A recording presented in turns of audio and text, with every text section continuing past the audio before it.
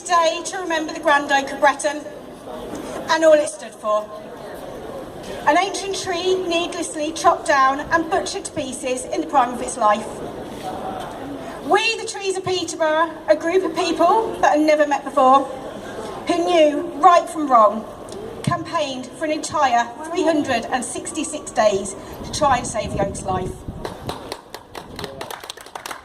Yet, despite showing clear evidence, backed by experts, facts, figures and plenty of alternatives, we were ignored, like our oak, a nuisance to be abated, with our many discussions and pleas being called diatribe by council members.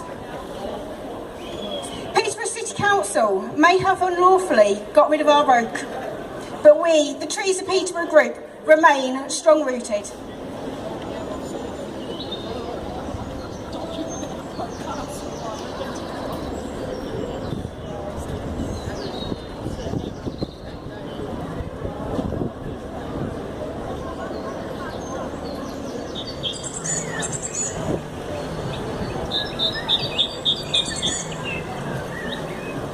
We need these trees to help us grow. I'm only a child and little I know. This is our future. Must safeguard. I know it's difficult, but we must try hard. Other councils are planting trees, flowers. Our council have ripped ours up. Apparently, we can't afford them. Look at the money, our money, that they wasted on the Rhubarb Bridge crossing fiasco. The council are trying to take common land away from the people in Warrington, and when challenged, they revised their plans to take even more land. And then they closed the leisure centre, again blaming it on costs. Images of your stump hang in my mind, with a child asking, "What about my future?" You are our Bretton Oak. You are living and breathing, or you were living and breathing off this earth, off this universe. I cannot fathom this brutal sacrifice. For what? A crack in a wall? This is our Bretton Oak. You are our Bretton Oak. Thank you. Our trees are very important. They're a very important part of the ecosystem that is life on Earth. They support various flora and fauna, many of which are in danger. This in turn will affect much more, including all animals and our food chains. We must ensure our trees are maintained and not destroyed. Thank you very much. Gerald Massey made a quote many years ago that keeps ringing true in my head throughout this whole ordeal, and that is, "They must find it difficult, those who see authority as the truth rather than the truth being the only authority that there is." And this decision to fell this tree was one out of expediency, one out of convenience for those with power and their friends. It was not one based on facts, based on evidence, or based on the one only authority that should reside over governance, which is the truth. All of you have inspired me. I then might see this as my calling to do my duty, not just to protect our future, but to protect this planet from those that would destroy it.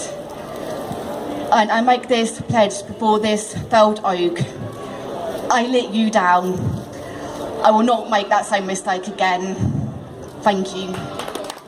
Trees are precious, they matter to people. Back in 1984, our son died, and we chose to put his ashes under a tree. People don't do that with things that aren't precious. So I'm so sorry for those who knew this tree personally, and that you're going to miss it because it matters to you. So I wanted to say thank you for caring and trying to save it. And also, this oak tree, I used to take my granddaughter for a walk down there, and she used to say, "Nanny, this is me and you together, and when you're not around anymore, I will be here to talk to the tree." And that has broke my heart, and she went to pieces when she knew this was happening. And today, I feel like I am at a real funeral, because when I watched her being felled, it broke me, and I felt every bit of her going down.